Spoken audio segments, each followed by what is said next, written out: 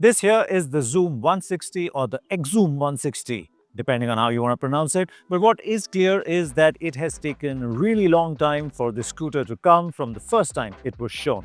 The good news is it's been worth the wait. And in this video, we'll tell you why. But more importantly, we'll also tell you how this compares with the Aerox 155, a scooter that I happen to own. So stick around because we'll get to that in the later part of the video. But for now, let's start with the design and the quality because really the visual appeal is what really makes the scooter stand out.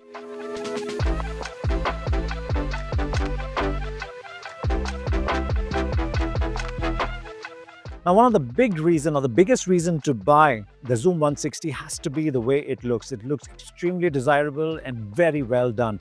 Now, the whole styling is, of course, of a maxi scooter. You've got this longish wheelbase, you've got this flat front apron and a small beak to give it that sort of adventure look. But overall, even though it's got lots cuts and creases and change in color, it all comes together quite well. It doesn't look busy at all. Very pleasing to the eye. So that's a job well done. And then there are some attention to detail that we really like how the exhaust is upswept. It adds to the whole design philosophy. You look closer, you'll find an aluminium swing arm. You've also got these aluminium footrest hangers for the pillion. Plus they operate with such crispness, so it exudes that sort of quality that's there. Even the keyless entry, the fob here, it lights up in blue, so all of it looks nice, and that's one of the main reasons why you'd buy it, because of the way it looks. The only challenge really is that some of the plastic parts that used, especially the black plastic at various places, look at the beak here or here, they just look cheap and they feel cheap. This one here is so unfinished that it actually cuts or leave scratches on your finger. So these are things that Hero should have sorted. But otherwise, one of the big reasons to buy this scooter has to be the way it looks. Now, when you have a scooter like this, which Hero is calling a super scooter and an adventure scooter, but essentially, yes, it is a maxi scooter given its flat front apron and you've got a spine in the middle. So what you want from a scooter like this is essentially a very open seating position, a comfortable seating position, so that you can stay on the scooter, ride it for longer hours than a normal commute scooter. And it of course begins with the fact how easy it is to swing your leg over, and it is. Now, I'm 5'8" and I can put both my feet firmly on the ground. If you are taller, of course, it fits. If you're shorter, again, you can still manage it, because if you move a little ahead, you can easily manage this scooter. So that works. And then once you're on it, you'll find that the handlebar is a little far away from you than you get in your typical scooters. It's also a little wider. So you have a very relaxed, more motorcycle-like seating position.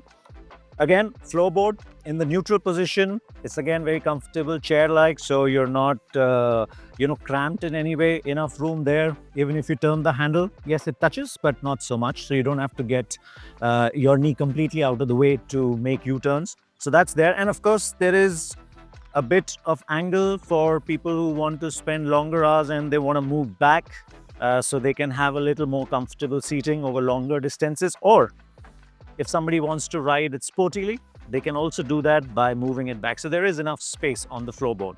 Overall, the Xoom 160 is a comfortable scooter, feels like a big scooter, feels like a maxi scooter, and you should find it comfortable for commutes as well as slightly longer rides as well.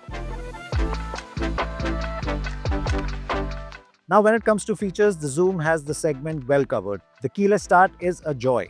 The glove box is deep and useful, and though the instrumentation looks dated and something that belongs in a class below, it has all the functionality you need, from Bluetooth connectivity to turn-by-turn navigation.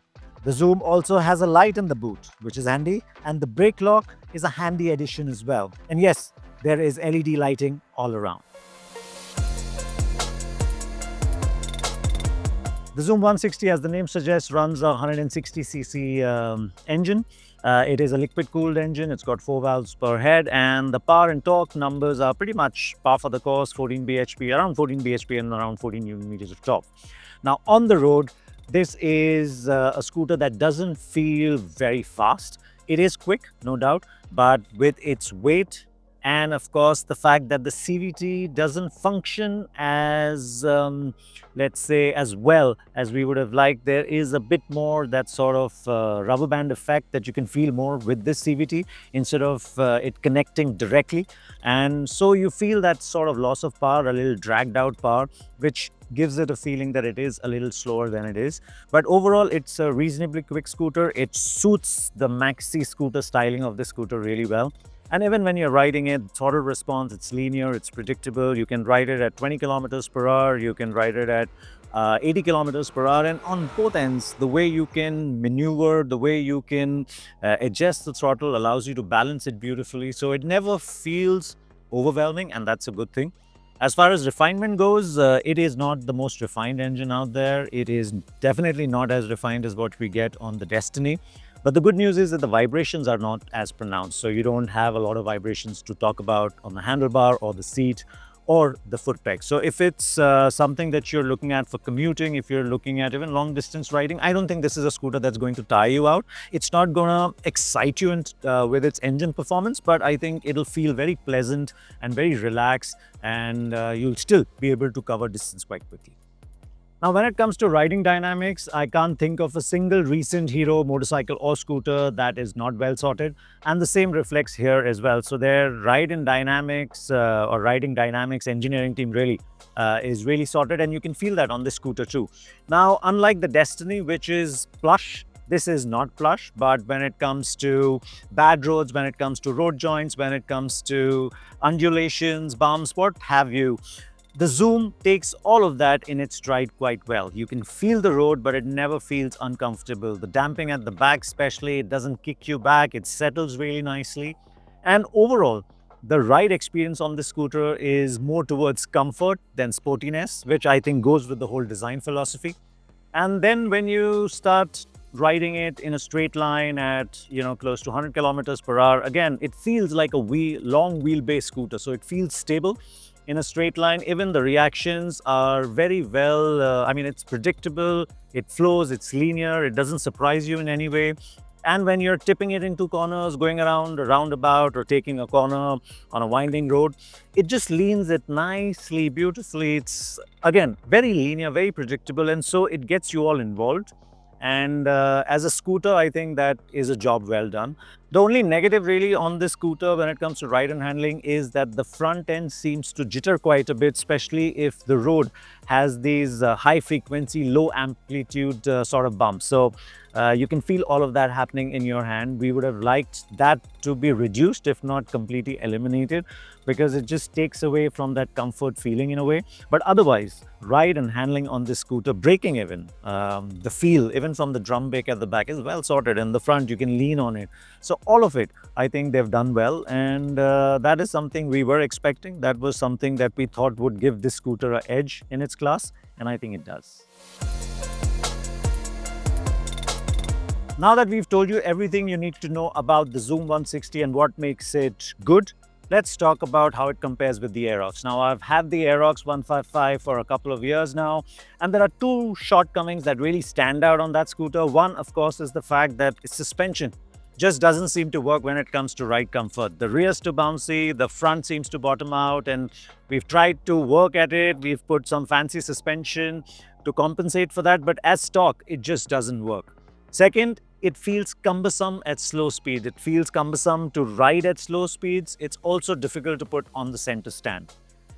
Somehow, the 160 does really well on both those aspects. The ride quality on this scooter compared to the Aerox is much better, and it doesn't really take away from the handling. So the ride and handling balance is definitely better on the 160 on this scooter. Again, when it comes to the second shortcoming, this scooter is immensely well balanced. I mean, you can move it around with just one hand and it self-balances itself. It's almost that good. And again, putting it on the center stand, something that my wife really struggles with on the Aerox, even if there is a bit of angle in the road, this doesn't seem to have that. It just comes up on its own on the center stand. So those two issues, if you've had issues with that on the Aerox, I think this really compensates for that or does well on those two fronts. But the positives of the Aerox has a wonderful engine in terms of refinement, in terms of performance, how the CVT works, all of that comes together really well. The 160 doesn't do as well when it comes to performance and engine. So if you're looking for a scooter that's fast, scooter that's refined, scooter that's all about engine and performance, then of course the Aerox is the better bet. And then when it comes to space, the boot space or under-seat storage on this is not as good on the Aerox. But otherwise, I think it's not as easy a decision whether this is better or that is better. They're different. They're better on different fronts. And so unless we put them like back to back, and unless I ride a stock 155 to really see where the Aerox is today with this on the same time, we'll be able to give you a clearer picture. But as it stands out, I think the 160's done, Hero's done a really good job. So, should you then buy the Hero Xoom 160? Well, if you're looking for a new age scooter that's feature-rich, that's also easy to ride, and of course, it's quick. And of course, when it looks as aspirational as this, well, it is a no-brainer. But of course, this has its own set of shortcomings. The under-seat storage, for instance, could be more because the fuel tank is placed up front, and that engine, the CVT in particular, it could hook up a little better so it feels sportier than it does. But as a scooter for something that you want to ride every day without getting really tired and then have something to go out over the weekend, well, the Xoom 160 really checks all those boxes. So yes, like we said at the start, Hero's done a good job with this.